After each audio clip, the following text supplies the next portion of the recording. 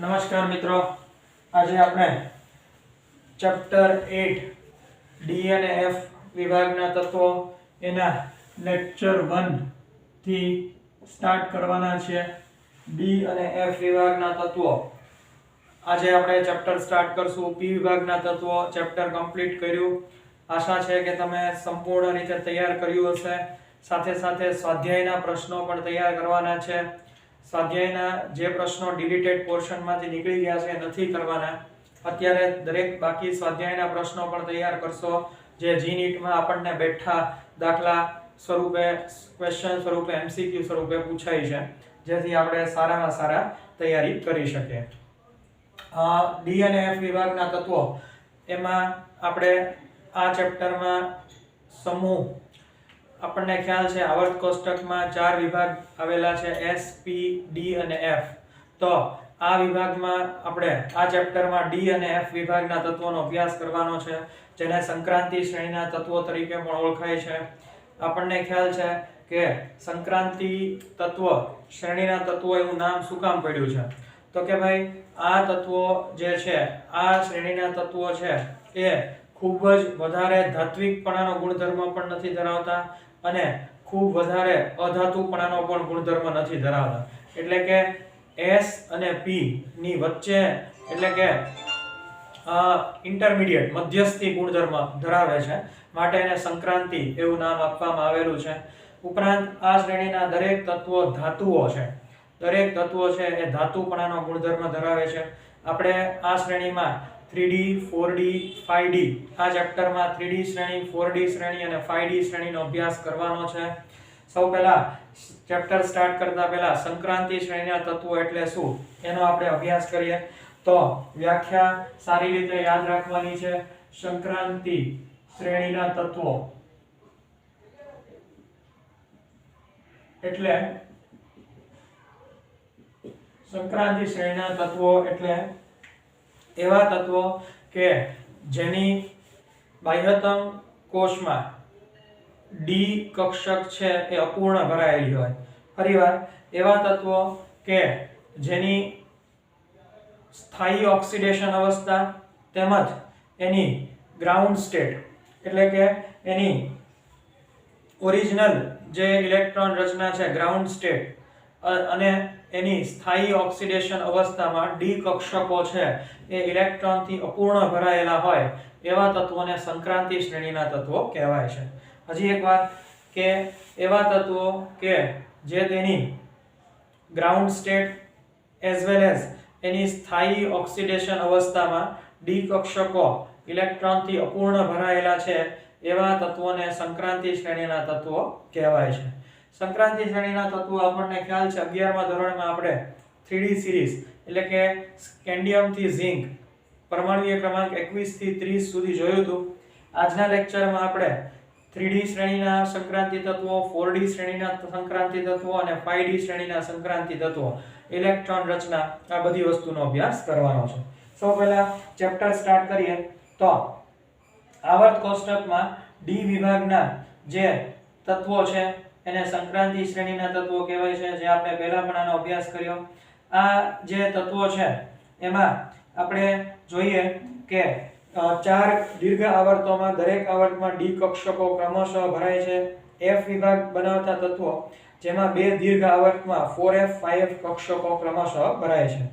તેમને આવર્ત કોષ્ટકમાં તળિયે અલગ સ્થાન આપવામાં આવ્યું છે. આપણને ખ્યાલ છે એફ વિભાગ છે એ આવર્ત કોષ્ટકમાં સૌથી નીચે તળિયે આપણને સ્થાન આપવામાં આવ્યું છે. એ પણ ખબર છે કે છઠ્ઠું આવર્ત છે એ એફ વિભાગના તત્વોને ફોલો કરે છે, લેન્થેનાઇડ સિરીઝને, અને 7મું આવર્ત છે એ એક્ટિનોઇડ સિરીઝને, શ્રેણીને ફોલો કરે છે, જે આપણે તમને 11મા ધોરણમાં એરો કરાવ્યા હતા, જે તમને યાદ હશે. અને આ જે એફ વિભાગના તત્વો છે એ આંતર સંક્રાંતિ શ્રેણીના તત્વો તરીકે પણ ઓળખાય છે. સંક્રાંતિ ધાતુઓ મુખ્યત્વે 4 શ્રેણીઓ, 3D, 4D, 5D અને 6D શ્રેણી, જેમાં એક્ટિનિયમ થી તથા RF થી Cn સુધીના તત્વો છે. આંતર સંક્રાંતિ ધાતુઓ 2 શ્રેણીઓ 4f અને 5f અનુક્રમે લેન્થેનોઇડ્સ અને એક્ટિનોઇડ્સ તરીકે ઓળખાય છે. આપણને ખ્યાલ છે કે આંતર સંક્રાંતિ તત્વો છે એમાં 4f 5f સિરીઝ આવેલી છે અને અનુક્રમે લેન્થેનોઇડ્સ 4f એટલે લેન્થેનોઇડ્સ 5f એટલે એક્ટિનોઇડ્સ. વાસ્તવમાં સંક્રાંતિ ધાતુઓ નામ તે હકીકત પરથી તારવવામાં આવ્યું છે કે ધાતુઓના રાસાયણિક ગુણધર્મો S અને P વિભાગના તત્વોના ગુણધર્મો વચ્ચે સંક્રાંતિ પામતા હતા. મેં તમને કીધું એક્સ્ટ્રીમ S વિભાગે નહીં, એક્સ્ટ્રીમ P વિભાગે નહીં, સંક્રાંતિ વચ્ચેના ગુણધર્મો હતા એટલે એને સંક્રાંતિ તત્વો એવું નામ આપવામાં આવ્યું છે. હાલના IUPAC મુજબ જે ધાતુઓમાં તટસ્થ પરમાણુ અથવા આયનોમાં ડી પેટા કક્ષકો અપૂર્ણ ભરાયેલી હોય તેમને સંક્રાંતિ ધાતુઓ તરીકે વ્યાખ્યાયિત કરવામાં આવી છે. મેં તમને પહેલા જ વ્યાખ્યા કીધી, તમે અંડરલાઈન કરી નાખજો ટેક્સ્ટ બુકમાં કે જે અત્યારે IUPAC નેમ મુજબ જે તત્વોમાં ડી કક્ષકો અપૂર્ણ ભરાયેલી હોય, ઇલેક્ટ્રોનથી અપૂર્ણ ભરાયેલી હોય તેને સંક્રાંતિ તત્વો તરીકે ઓળખવામાં આવે છે. સમૂહ 12 ના ઝિંક, કેડમિયમ અને મર્ક્યુરી તેમની ધરાવસ્થામાં તેમજ તેની સામાન્ય ઓક્સિડેશન અવસ્થામાં સંપૂર્ણ D10 ઇલેક્ટ્રોન રચના ધરાવતા હોવાથી તેને સંક્રાંતિ ધાતુઓ તરીકે ગણવામાં આવતી નથી. ખાસ યાદ રાખજો મિત્રો, સંક્રાંતિ શ્રેણીના જે તત્વો છે એમાં 3D શ્રેણીમાં સૌથી છેલ્લે રહેલું તત્વ ઝિંક, 4D શ્રેણીમાં સૌથી છેલ્લે રહેલું તત્વ કેડમિયમ અને 5D શ્રેણીમાં સૌથી છેલ્લે રહેલું તત્વ મર્ક્યુરી.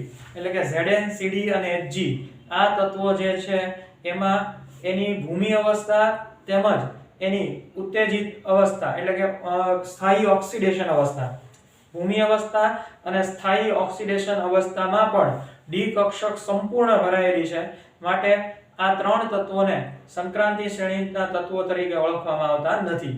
ઝિંક, કેડમિયમ અને મર્ક્યુરી ખાસ સારી રીતે યાદ રાખજો. જો કે તેઓ ત્રણેય સંક્રાંતિ શ્રેણી 3D, 4D અને 5D ના અંતિમ સભ્યો હોવાથી તેમને રસાયણ વિજ્ઞાનનો અભ્યાસ સંક્રાંતિ ધાતુઓના રસાયણ વિજ્ઞાન સાથે જ કરવામાં આવે છે. એટલે ટૂંકમાં એનો અભ્યાસ ખરેખર સંક્રાંતિ શ્રેણીના તત્વો નથી, પરંતુ 3D સિરીઝમાં સૌથી છેલ્લે ઝિંક આવે, 4D માં મર્ક્યુરી આવે, કેડમિયમ આવે અને 5D માં મર્ક્યુરી. એટલે કે Zn, કેડમિયમ અને મર્ક્યુરી આ 3D, 4D અને 5D માં સૌથી છેલ્લે આવે છે. માટે આપણે એને એમાં સંક્રાંતિ શ્રેણીના તત્વોમાં અભ્યાસ કરીએ છીએ.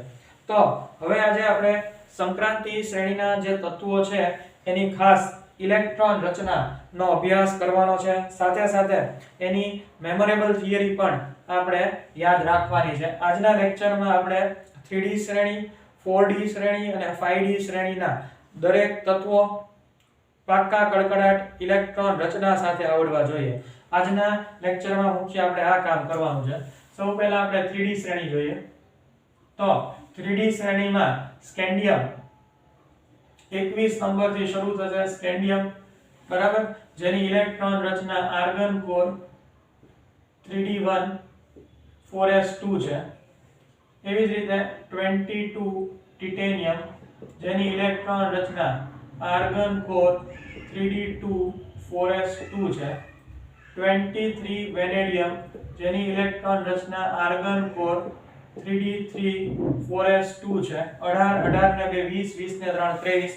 ખાસ યાદ રાખજો કે હંમેશા એક વસ્તુ ધ્યાન રાખવાની કે જ્યારે આર્ગન 18 સુધી ઇલેક્ટ્રોન ભરાઈ જાય પછી 19મો ઇલેક્ટ્રોન 4s માં આવે, 20મો ઇલેક્ટ્રોન 4s માં આવે અને પછી 21મો ઇલેક્ટ્રોન 3D માં આવે છે.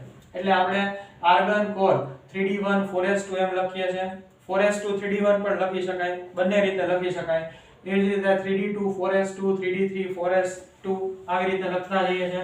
હવે ખાસ ક્રોમિયમની જે ઇલેક્ટ્રોન રચના છે એમાં ખાસ ધ્યાન રાખવાનું છે, જે આપણે 11મા ધોરણમાં પણ શીખવાડેલું છે કે ક્રોમિયમની ઇલેક્ટ્રોન રચના આર્ગન કોર 3D5 4s1 આવી રીતે યાદ રાખવાનું છે કે એમાં એક ઇલેક્ટ્રોન છે એ 3D માં આવી જશે, કારણ કે 3D અને 4s વચ્ચે જે કક્ષકોની ઊર્જાનો તફાવત છે એ ઓછો છે. માટે એક ઇલેક્ટ્રોન સરળતાથી 3D માં આવી જાય અને સ્થાયીત્વતા પ્રાપ્ત કરે છે. ખાસ યાદ રાખો, અર્ધપૂર્ણ ભરાયેલી કે પૂર્ણ ભરાયેલી કક્ષકો છે, ઇલેક્ટ્રોનથી ભરાયેલી કક્ષકો છે એ સ્થાયીત્વતા વાળી કક્ષકો છે અને અહીં સ્થાયીત્વતા પ્રાપ્ત કરે છે. એવી રીતે 25 મેંગેનીઝ, જેની ઇલેક્ટ્રોન રચના આર્ગન કોર 3D5 4s2 છે. 26 આયન જેની ઇલેક્ટ્રોન રચના આર્ગન કોર 3d6 4s2 છે 27 કોબાલ્ટ જેની ઇલેક્ટ્રોન રચના આર્ગન કોર 3d7 4s2 છે 28 નિકલ જેની ઇલેક્ટ્રોન રચના આર્ગન કોર 3d8 4s2 છે અગેન ફરીવાર કોપરમાં ખાસ ધ્યાન રાખવાનું ક્રોમિયમ અને કોપરની ઇલેક્ટ્રોન રચના ખાસ ધ્યાન રાખવાની આર્ગન કોર 3d10 4s1 ખાસ ધ્યાન રાખીએ કોપરની ઇલેક્ટ્રોન રચના આર્ગન કોર 3d10 4s1 છે ઝિંકની ઇલેક્ટ્રોન રચના આર્ગન કોર 3d10 4s2 છે ખાસ ધ્યાન રાખો મિત્રો તો આ રીતે આપણને જે 3d શ્રેણી છે એમાં 21 થી 30 તત્વો રહેલા છે આ 21 થી 30 તત્વો આપણને કડકડાટ મોઢે આવડવા જોઈએ એટલે આપણે મેમોરેબલ થિયરી હું તમને બનાવી દઉં છું મેમોરેબલ થિયરી થી તમારે 21 થી 30 તત્વો સારી રીતે યાદ રહી જશે દરેક શ્રેણીને મેમોરેબલ થિયરી થી યાદ રાખશું મેમોરેબલ થિયરી આવી રીતે છે કે સ્કેટિંગ અહીંયા લખી દઉં છું કે સ્કેટિંગ એટલે આ સ્કેટિંગ બરાબર સ્કેટિંગ એટલે સ્કેન્ડિયમ બરાબર અહીંયા સ્કેન્ડિયમ અને ટિટેનિયમ એટલે આવી રીતે યાદ રાખવાનું સ્કેટિંગ વેલ્ક્રો સ્કેટિંગ વેલ્ક્રો અહીંયા લખતો જાઉં છું સ્કેટિંગ વેલ્ક્રો એટલે scandium titanium vanadium chromium man iron man નું નામ શું તો કે આયર્ન સ્કેટિંગ વેલ્ક્રો મેન એટલે મેંગેનીઝ આયર્ન મેન નું નામ શું આયર્ન અને કોનિકોઝી મિસિસ કોનિકોઝી એટલે અહીંયા તમારે યાદ રાખવાનું કોનિકોઝી કોબાલ્ટ નિકલ કોપર ઝિંક હજી એકવાર skating scandium titanium velcro vanadium chromium man manganese iron Fe કોનિકોઝી કોબાલ્ટ નિકલ કોપર ઝિંક તો આવી રીતે 3D શ્રેણી છે એ યાદ રાખવાની છે એકવાર વ્યવસ્થિત સરસ જોઈ લ્યો પછી 4D શ્રેણી છે એ આપણે સ્ટાર્ટ કરીએ છીએ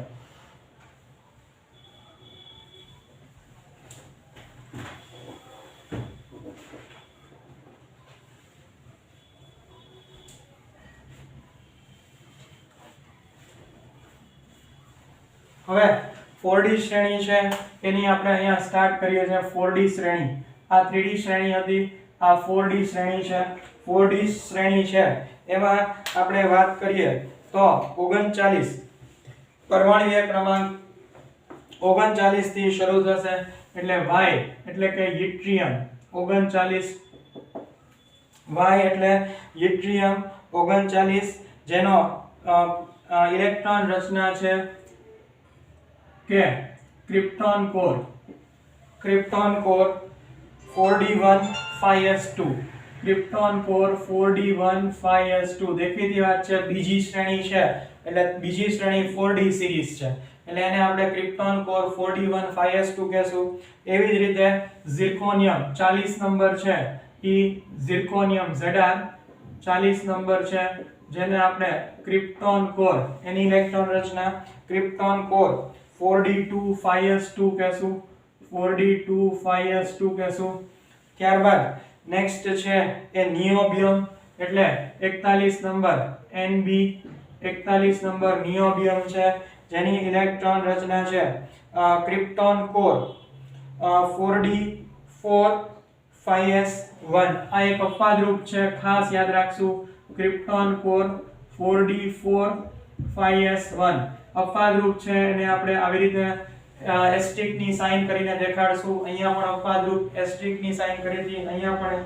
અપવાદરૂપ ફૂદડીની સાઇન કરી હતી આ નિયોબિયમ અપવાદરૂપ છે જેમાં 4d અને 5s વચ્ચે ઊર્જાનો તફાવત ઓછો હોય એટલે એક ઇલેક્ટ્રોન સરળતાથી 5s નો એક ઇલેક્ટ્રોન સરળતાથી 4d માં વયો જાય એટલે 3 ની બદલે 4 ઇલેક્ટ્રોન એવી રીતે થઈ જાય. ત્યારબાદ મોલિબ્ડેનમ 42 નંબર છે એ મોલિબ્ડેનમ છે જેની ઇલેક્ટ્રોન રચના ક્રિપ્ટોન કોર 4d5 5s1 થશે.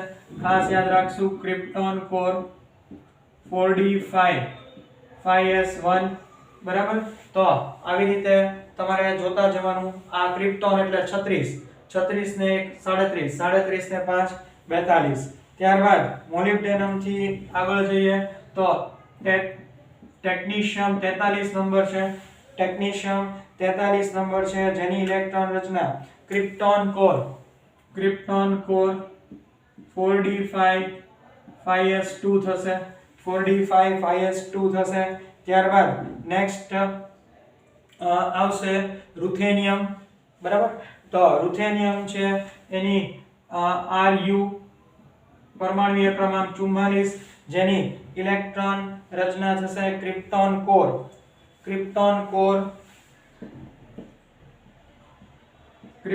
કોર 4d7 5s1 બરાબર. આમાં થોડુંક ધ્યાન રાખવા જેવું છે. દરેક તત્વોની વાત કરીએ તો સામાન્ય રીતે ડી કક્ષકો છે એમાં d5 મોલિબ્ડેનમ અને ટેક્નિશિયમ અર્ધપૂર્ણ ભરાયેલી છે.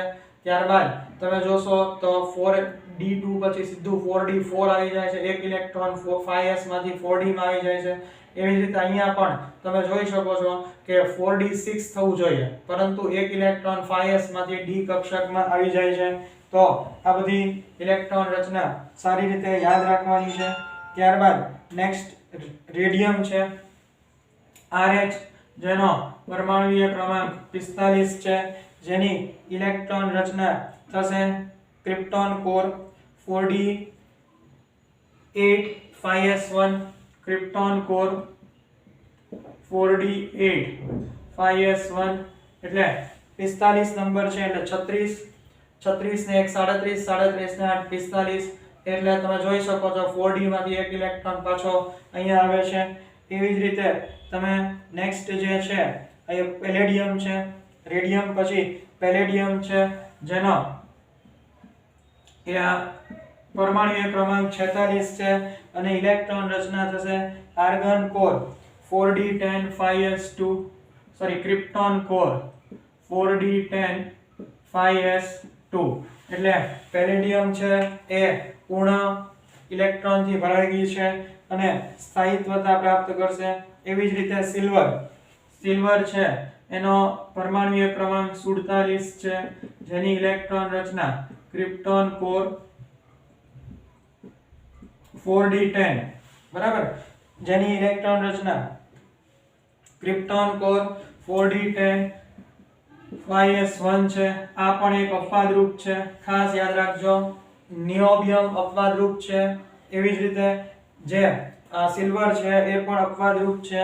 અને નેક્સ્ટ જે કેડમિયમ છે બરાબર, જે સીડી કેડમિયમ પરમાણુય ક્રમાંક 48 જેની ઇલેક્ટ્રોન રચના ક્રિપ્ટોન કોર 4d10 5s2. એટલે તમે જો મિત્રો ખાસ ધ્યાન રાખો કે પહેલા 39 થી 5 તત્વો જોઈએ: યટ્રિયમ, ઝિર્કોનિયમ, નિયોબિયમ, મોલિબ્ડેનમ અને ટેક્નિશિયમ.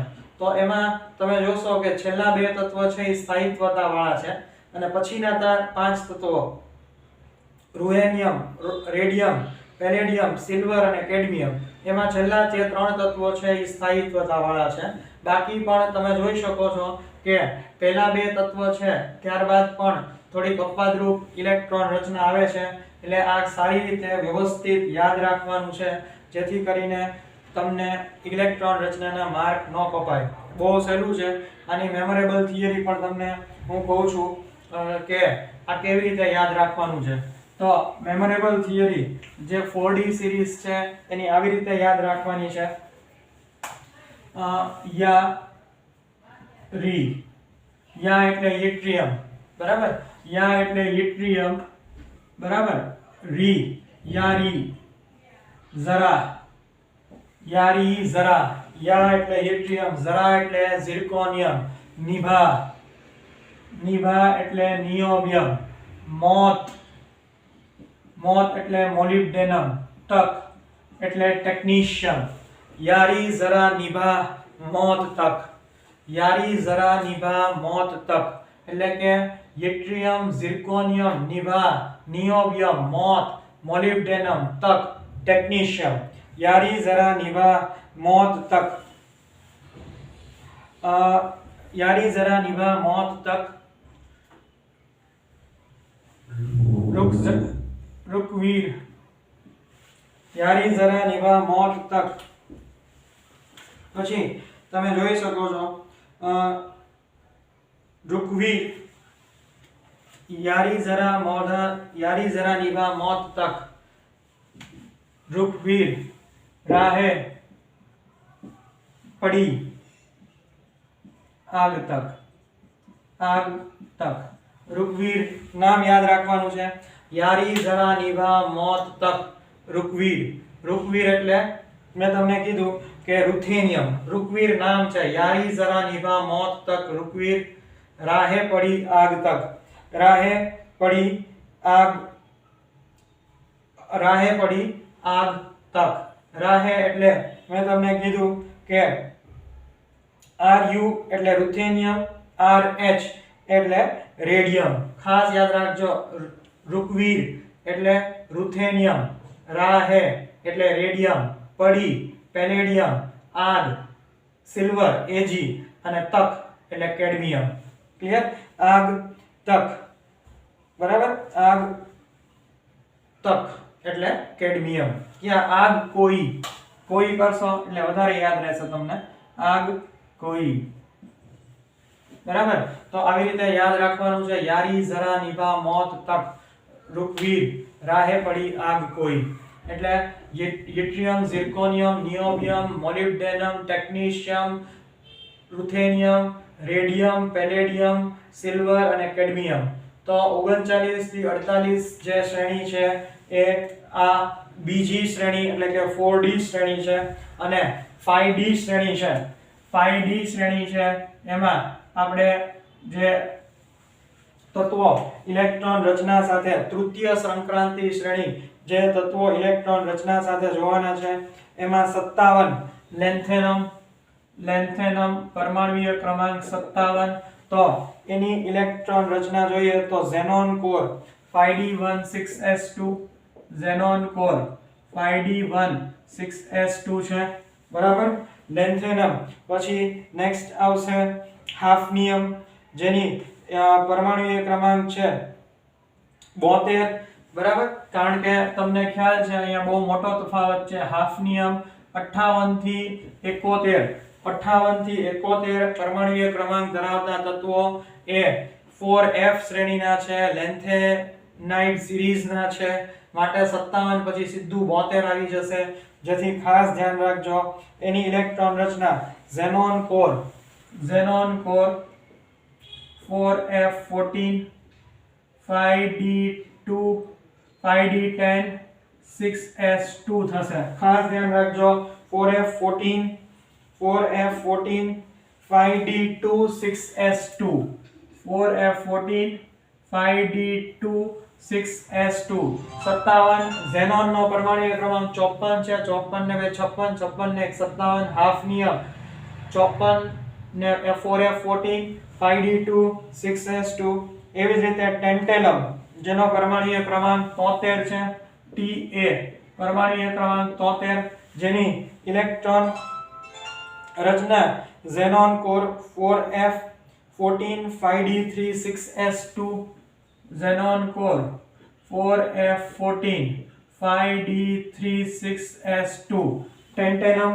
ત્યારબાદ નેક્સ્ટ ટંગસ્ટન 74, જાણીતું તત્વ છે ટંગસ્ટન 74 જે બલ્બના ફિલામેન્ટમાં વપરાય છે, xenon core 4F14 5d4 6s2, 4F14 5d4 6s2, બરાબર? આ તત્વોમાં તમે જોશો તો એકદમ સરળતાથી એક પછી એક ઇલેક્ટ્રોન 5d સિરીઝમાં આવતા જાય છે। ટંગસ્ટન પછી રેનિયમ જેનો પરમાણુય ક્રમાંક છે 75 છે, Re રેનિયમ પરમાણુય ક્રમાંક 75, xenon core 4f14 5d5 6s2 4f14 5d5 6s2 રેનિયમ. ખાસ ધ્યાન રાખજો અહીંયા ડી કક્ષક અર્ધપૂર્ણ ભરાયેલી છે એટલે સ્થાયિત્વતા આવશે. એવી જ રીતે ઓસ્મિયમ પરમાણુય ક્રમાંક 76 જેનો સિમ્બોલ OS છે. ઓસ્મિયમ O મોટો અને S સ્મોલ કરવાનો છે. ઓસ્મિયમ 76 જેની ઇલેક્ટ્રોન રચના આપણને જોવા મળશે કે xenon core 4f14 5d6 6s2 xenon core 4f14 5d6 6s2 ઓસ્મિયમ. ત્યારબાદ નેક્સ્ટ આવશે ઇરિડિયમ 77 પરમાણુય ક્રમાંક 77 જેની ઇલેક્ટ્રોન રચના xenon core 4f14 5d7 6s2 xenon core 4f14 5d7 6s2 ઇરિડિયમ આવશે. ત્યારબાદ પ્લેટિનમ PT પ્લેટિનમ પરમાણુય ક્રમાંક 78 xenon core 4f14 બરાબર. ધ્યાન રાખીએ xenon core 4f14 5d9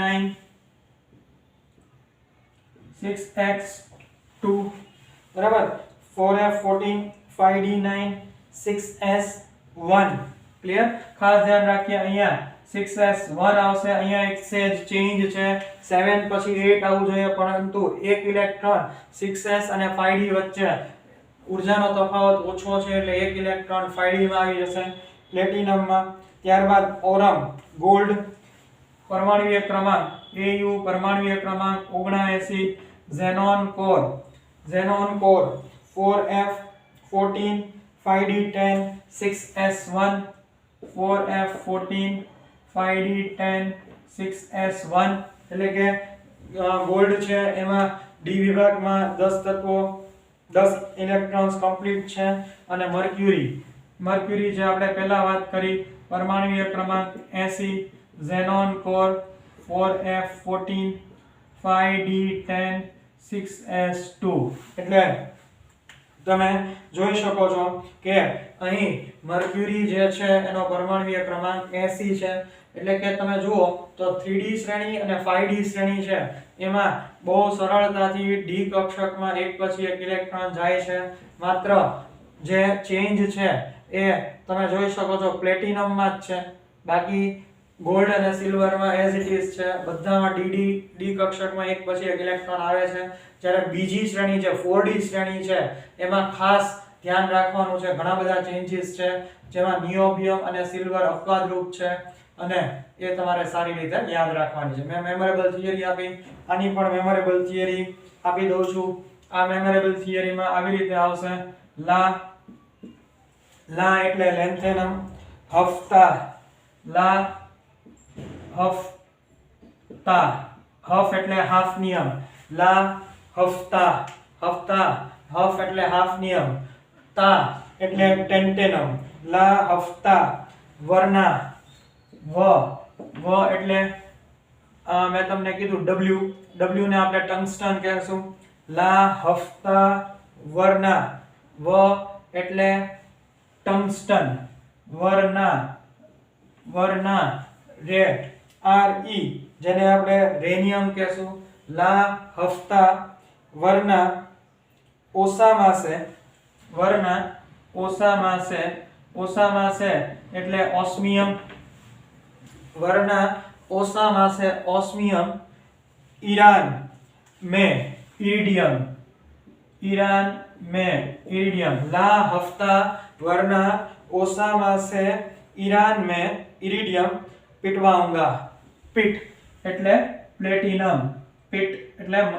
platinum બરાબર पिटवाऊंगा उ બરાબર વા पिटूंगा मतलब उ એટલે AU ઓરમ અને ગા એટલે Hg મર્ક્યુરી पिटवाऊंगा એટલે Hg मर्क्यूरी ला हफ्ता वरना ओसामा से ईरान में पिटवाऊंगा. હજી એકવાર લા હફ્તા વરના ઓસામા સે ईरान में पिटवाऊंगा। ला એટલે લેન્થેનમ, હફ એટલે હાફનિયમ, તા એટલે ટેન્ટેનમ, વ એટલે ટંગસ્ટન, ર એટલે રેનિયમ, ઓ એટલે ઓસ્મિયમ, ઈ એટલે ઇરેડિયમ, પીટ એટલે પ્લેટિનમ, ઉ એટલે ઓરમ અને ગા એટલે Hg મર્ક્યુરી। તો આવી રીતે 57 પછી સીધું 72 થી ચાલુ કરવાનું છે એટલે ખાસ ધ્યાન રાખજો 58 59 છે એ બધા 58 થી 71 છે એ લેન્થેનમ સિરીઝમાં આવ્યા ગયા છે। આપણે 57 પછી સીધું 72 થી 80 સુધી જવાનું છે। તો આવી રીતે આજના લેક્ચરમાં આપણે 3D 4D 5D શ્રેણી ઇલેક્ટ્રોન રચના સાથે મેમોરેબલ થિયરી સાથે કરી છે। તમે લોકો સરસ મેમોરેબલ થિયરી યાદ રાખીને ઇલેક્ટ્રોન રચના યાદ રાખી લેજો જે જી નીટ માટે બહુ ફાયદો કરશે। આ બધું વ્યવસ્થિત આજના લેક્ચરનું નોંધી લો, ત્યારબાદ નેક્સ્ટ લેક્ચરમાં આગળ જશું।